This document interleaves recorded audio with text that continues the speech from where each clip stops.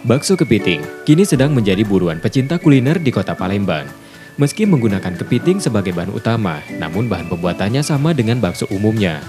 Kepiting segar dipilih yang sudah dibersihkan, kemudian dibalut dengan adonan bakso. Lalu direbus hingga matang selama 15 menit.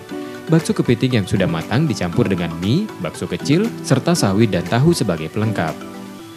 Rasa gurihnya itu membuat bakso kepiting diburu pecinta bakso di kota Pempek.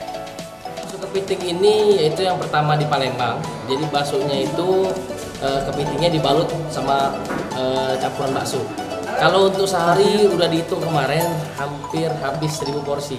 Alhamdulillah peminatnya sekarang banyak banget Kak. Jadi benar-benar numpuk kemarin orang-orang yang beli. Selain itu, ukuran kepiting yang digunakan cukup besar sehingga menggugah selera.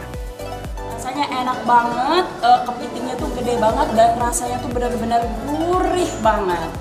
Sangat-sangat rekomendasi banget karena dengan kepiting sebesar ini harganya tuh benar-benar murah banget. Jadi kalian wajib banget untuk ke sini nyobain bakso kepiting. Dalam sehari, pengusaha kuliner bakso kepiting ini mampu menjual hingga 1000 porsi. Satu porsi bakso kepiting ini dibanderol Rp65.000. Nur Muhammad, Kompas TV, Palembang.